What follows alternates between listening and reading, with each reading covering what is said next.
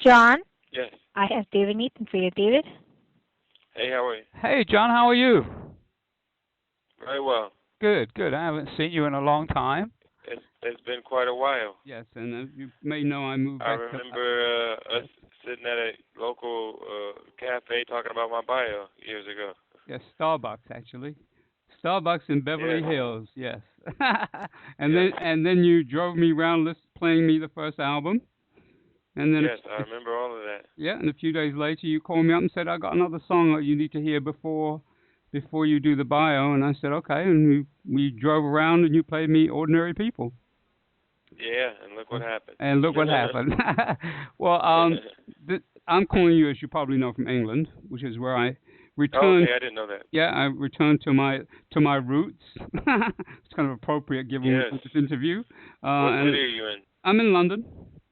Okay, cool. I'm in London, which is where I was born, and I'm back in London and enjoying my London life. Good. Yes, yes. We'll be out there soon. Oh, good. So we'll have to make sure we catch up when you're here. Well, I'm gonna Yeah, give. you got to come see the show with the Roots too. Oh, are you kidding me? I Absolutely. think we're gonna do that in November or early December. Absolutely, I would not. Now that I've heard this album, I wouldn't miss it. You kidding? Absolutely. Well, this is our official soulmusic.com interview, so I'm not going to begin it officially with a welcome, and then we'll go straight into our interview. Yeah. Well, I'm really, really thrilled today to welcome to soulmusic.com a gentleman who I was just sharing before we started the interview proper. We first met at the time of the release of his first album on Columbia, and we were recollecting how we met at a Starbucks in Beverly Hills, and then John Legend played me the first album, and a few days later called me back and said, I have another song to add, which is Ordinary People. And as he said, the rest is history. And the reason for our interview today, of course, is a brand new album which John has done with The Roots called Wake Up. And so first, I want to welcome you to soulmusic.com, Mr. Legend. Thank you, David. It's a pleasure to talk to you again. It's funny hearing that story about Yes. me playing you the first album. Yeah. I still remember it and the excitement that I had back then. And it's funny because each time I do a new album, I still have that same excitement and a little bit of anxiety, waiting for the public to get it and to see how they react, see how it sells, see how the critics look at it, and see how the fans feel about it. And I have that same feeling now as I'm about to release this album. Yes. Well, that's the perfect segue into me talking to you about this because clearly it is quite different from the three albums you've done before, even though what the common factor is you. Yeah, the common denominator is me, but this album certainly has its own feel and its own flavor.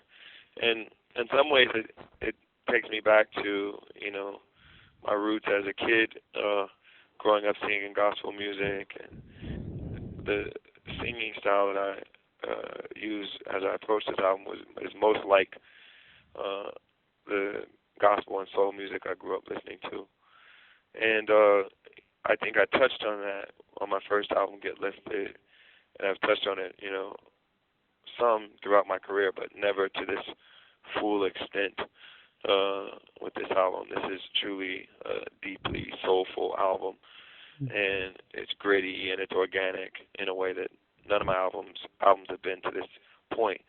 And it was really fun doing it with The Roots, who this is the first time I've ever done a full album with one live band, and aside from actual live concert recordings.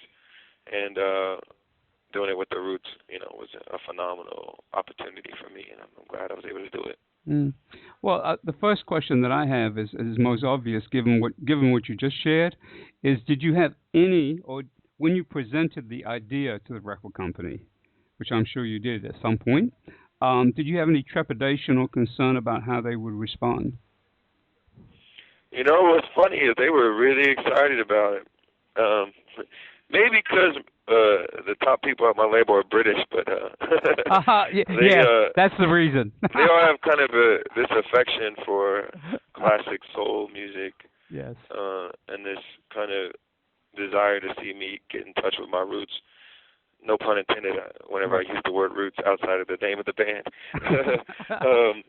But I think there was an excitement really at the label to see me do this kind of cool passion project, really something that was gritty and soulful. I think they were into it. And the funny thing is, I think they think it's going to sell really well, even though it's not really something that's targeted toward contemporary radio, not really in the mainstream of what's going on in black music or pop music right now. Right.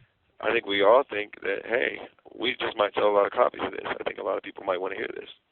Well, I think obviously I've listened to it prior to talking to you, and for someone who grew up on the same songs and who remembers them from some of them from when they were first released, because I'm a little older than you, it's really great.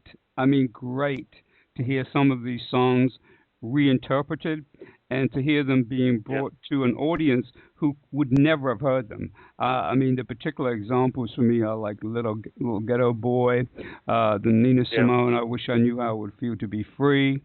And the Bill Withers song, I want to spend a few minutes talking to you about that, because I haven't heard that song since that live album that he did at Carnegie Hall, which of course you referenced in speaking. Back in '73, I believe. Exactly. So I have a few questions, but we've got to start with that one. What the song is? I'd like you to talk and tell our people who are going to be listening to this interview a little bit about what that song's about and why you chose it. Well, the overall theme for this album is one of political and social engagement and awareness, talking about what's going on in the world and what we need to do to make the world better. And you can't talk about that without talking about war, because particularly Americans and Brits as well have been sending our troops overseas to do a lot of the world's fighting. And politicians in the White House and on Capitol Hill and at 10 Downing and in the Parliament there, they make the decisions about who goes to fight. But the people who actually go to fight are the young men and women in the armed services. And when Bill Withers was writing the song, the war was the war in Vietnam.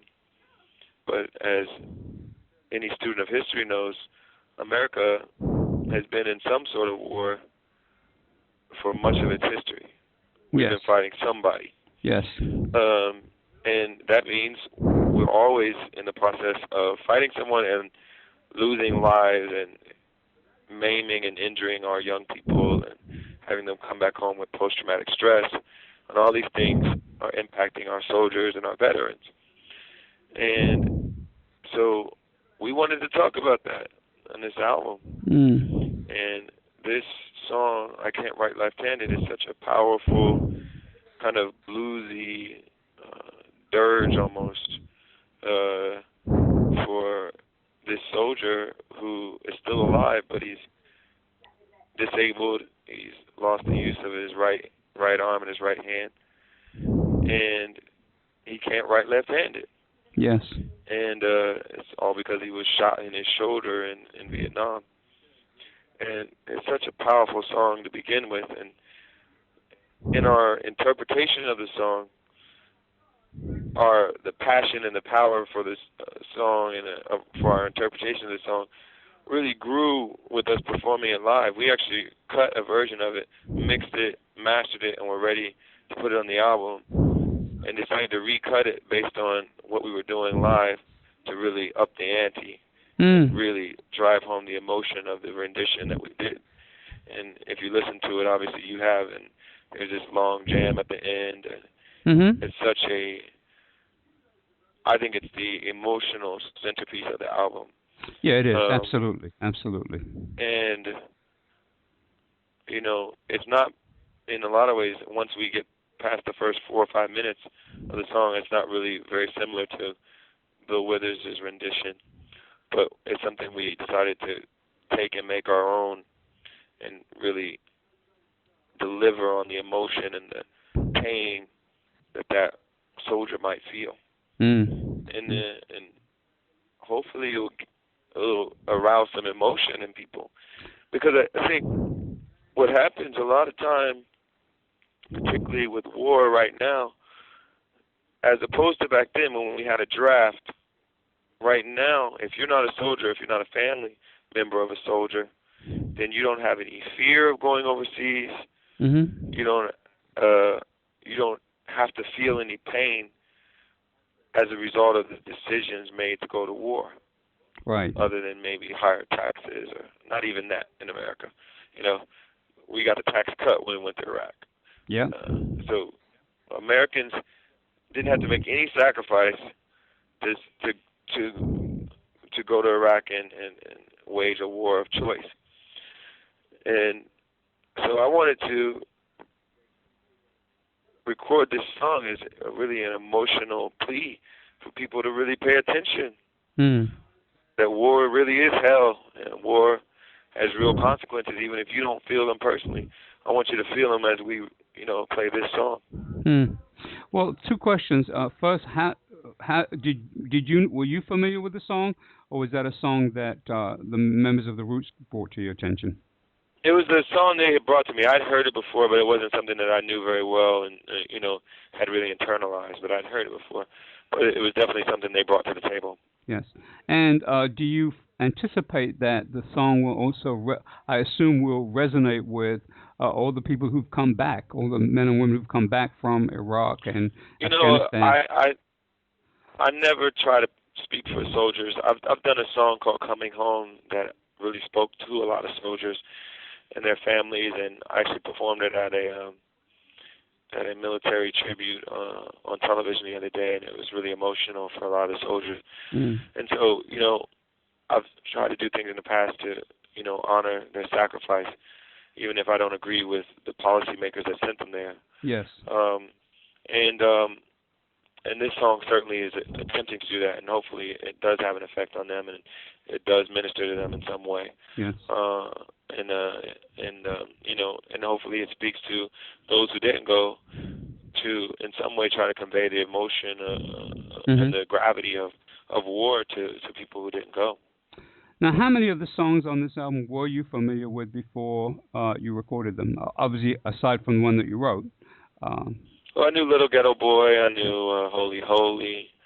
I knew Wake Up Everybody. I knew Street, which is a Pete Rock and C.O. Smooth song that was based on a sample of Our Generation, the Ernie Hines song. But I didn't know the original Ernie Hines song. Okay. I didn't know Hang On In There. I had heard Hard Times before, but I didn't really know it that well. So, I knew some of them. I knew Compared to What. Heard that in several versions and manifestations by different artists. So, I knew probably 60% of the stuff. And then Amir, Questlove from the Roots, his record collection is about 70,000 deep. So, wow. He is quite the collector, quite the music historian, and so he was really responsible for providing the short list of songs for us to choose from. And then I got involved once we were, narrowed down to maybe 20 or so. Was it tough choosing songs?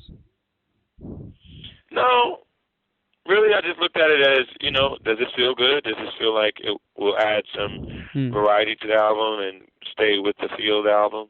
And does it sound like something I could sing well, deliver well? Yes. And we also wanted to stay away from picking the kind of obvious canonical songs. We picked a few songs that were true hits and classics, like Wake Up Everybody and Compared to What, were fairly popular songs in their day. But a lot of these were not super popular, and they were kind of overlooked. And I think that was part of what we were trying to do, was kind of shine a light on some things that were overlooked and refresh them for a new generation. Well, what I find particularly intriguing is that what you've done is an album that, for me, is very courageous. from my standpoint, it's very courageous to do something like this because we live in a different era. And although I grew up in the time when people like Nina Simone and Curtis Mayfield were making records that were relevant to that time, even though there are people in hip hop that have done that, I would say that there hasn't been an album in recent times that was as that appealed to people beyond hip hop. Let's put it like that, because there are people Sure. who, and so I think it's very courageous of you and the Roots to do something like this, and I certainly personally commend you for it. I have to ask Well, you. it's interesting because I think hip hop has always looked at classic soul as an inspiration. Yes. When you look at who hip hop artists sample the most, it tends to be, the Al Greens, the Curtis Mayfields, the James Browns, the Aretha Franklins of this world, and even the more obscure artists like Baby Huey and Hard Times, and like Ernie Hines with Our Generation. So I think hip hop and soul have always had a relationship, hip hop and classic soul. And even my career has been a manifestation of that relationship to some degree, particularly with my first two albums. I was explicitly trying to connect the hip-hop generation with a classic soul aesthetic. And this album goes even further by, going straight to the source and covering some of those great songs. What was the most challenging song on this album for you to record? Well, challenging. Emotionally challenging. It's scary trying to cover Marvin Gaye and Aretha Franklin at the same time. And and my version of Holy Holy on this album is kind of covering both of them because it's originally Marvin's song and we used some elements of his kind of lush arrangement. Yes. The kind of sexy side of it. But we also brought in some of the gospel element from Aretha's version from Amazing Grace. Yes. And so that is certainly a challenge as a vocalist to even try to be in the same conversation as those two people. And so that certainly was a challenge. And it took me a while to hone in on the vocal approach I was going to take for it. So that took a little bit, and it was certainly a challenge. How was it working with a band? It was great. It was fun. It was working with a band. It was certainly different than anything I've done before. I've never done a kind of front to back collaboration with one set of players. Yes. And I've never recorded it in a way that was fully kind of interactive and live. Whereas, before I've used a lot of live instruments. It's usually been kind of multi-tracked and done separately in the way that most people record albums now. But we really did it like, they used to do it. We recorded the rhythm section, got a good take, and then cut the vocal to it, Wow. So in that way, it was really a classic recording method for these classic songs. And so you were there for the whole process? Oh yeah, I was there for the whole process. There were a few songs that the band cut without me, and maybe I overdubbed piano or something, just because our schedules didn't match up. But I tried to be there for the whole process. Right. Now, how you mentioned before about when you were talking about I can't write left-handed, about doing something live. So have you been doing some of these songs already with the Roots in live? Yeah, that's part of why the arrangements changed. Hard Times we re-recorded based on what we were doing live. Little Ghetto Boy we re-recorded based on what we were doing live. And Hard Times is like that as well. Okay, now, excuse me, and I Can't Write Left-Handed was like that as well. Now, how do you think the people who first became aware of you through songs like Ordinary People will respond to this album? Do you think they're going to... Well, this is certainly heavier material than anything I've done before, topically speaking. It's more kind of serious in that regard.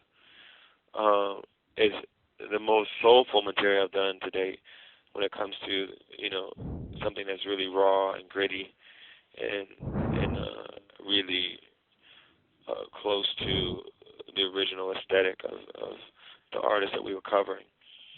So, it may challenge some of them to listen to me with a slightly different ear than they listen to Mm. some of my earlier material. But I think a lot of people are missing soul right now. Yeah. They want something real. They want something with some depth. And pop music is very synthetic right now. Mm. R&B and hip hop even have been very influenced by that trend and tend to be very synthetic right now.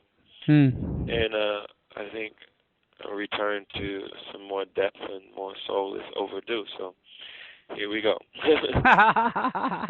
Well, I know we only have a limited amount of time, so I wanted to try to cram in as much as we could. Mhm.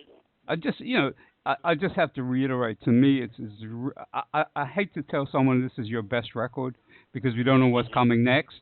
But Yeah. certainly, from my perspective as someone who grew up on this music, it is your best Mhm. record because I hear Well, that. thank you. Well, I hear you, but I also hear these songs which remember, many of which I remember, and I think that I do think it's brave. And my question is, will you wait and see how this does to see if you're going to do another one like this, or is this the beginning of another chapter in your career in terms of doing these kind of records?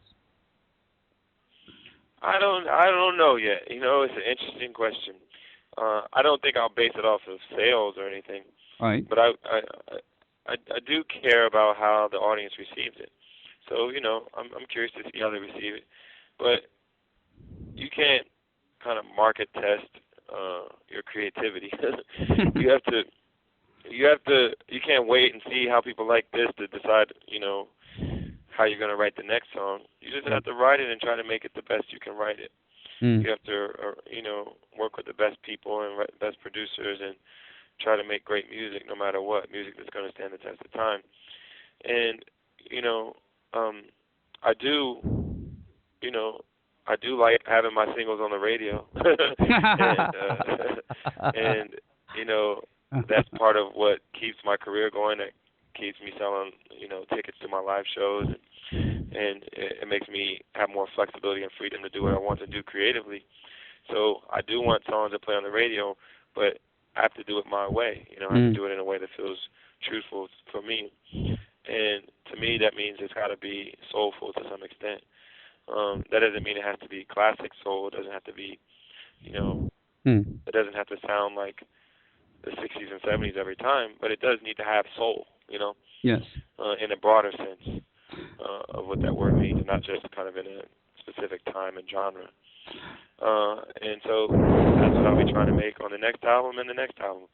What I think has been cool about this album that I think will influence me in future albums is me getting in touch with all the elements of my voice and the edges of my voice and pushing my voice to really capture the passion of the lyrics. It's something I want to carry toward the next album for sure. And that's what I mean when I talk about I want it to be soulful. Is there's a certain truth when you push yourself like that that is conveyed to the audience, and the emotion is conveyed to the audience. And I want that to be there in the next album, and the next album, and the next album after that. Sure. Well, I have one final question. I could ask you many more, but I'm going to be respectful of your time. But I do want to ask you Thank this. I just want to ask you this.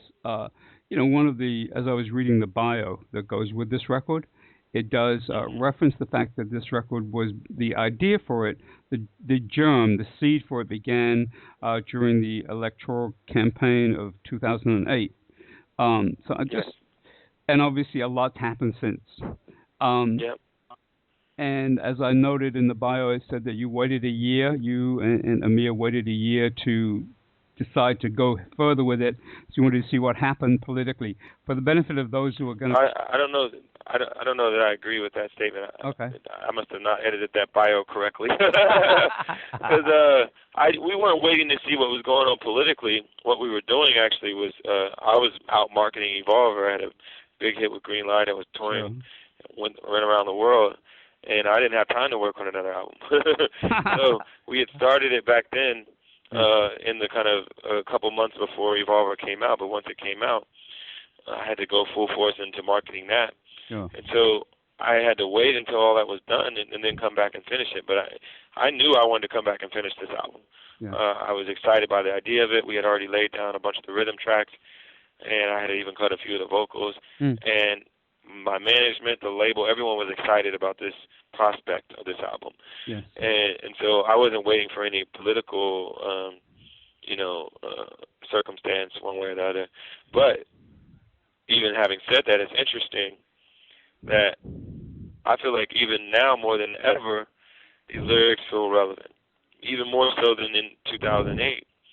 Because when you look at some of the conflicts that are being had between the right and the left in this country, between those who are for progress and those who kind of harken back to the old America that was less diverse and less inclusive and more challenging for minorities, these conversations are very real right now.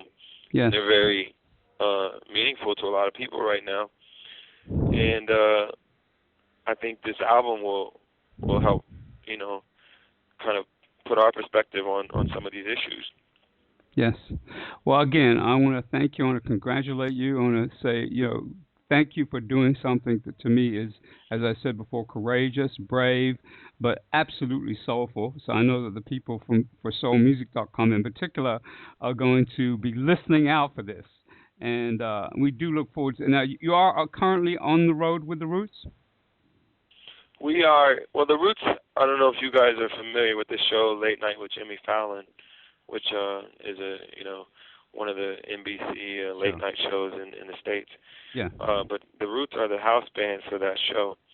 So that means most weeknights they're working, right, doing that show. So we can't fully tour in a kind of classic sense, but we have been able to do quite a few live shows together on weekends, and close enough to New York we can do them even on weeknights when they're working. And then they also have weeks where they have off for a hiatus for the television show. So we're finding time to perform live together, and it's really been a phenomenal experience. And people that know me well and been to a lot of my shows are saying these are the best shows they've seen us do, and some of the best shows they've seen by anybody, seeing us together, me and the Roots. And so I'm really, really excited to play some more live shows with them whenever we're able to do it. And we will come to England and do that as well. Great. Well, it's always a pleasure speaking with you. And my pleasure, and thanks for keeping the torch alive with this soul music. I'm glad we have people like you out there championing what's going on in soul music. Well, thank you. And last thing before we hang up, I would like to make sure that you actually see the interview in print when it comes out and hear the audio. Yes. So how's the best way to make sure that happens? Do you have my email still? I do not. No. Okay. It's john.legend@gmail. Oh, that's really easy. I don't even have to write that down. Yes, you do not have to write it down. Well, John, it's great, and I look forward to seeing you in England. All right. Take care now. Thank you very much. Thank you. Bye. Bye-bye. Bye.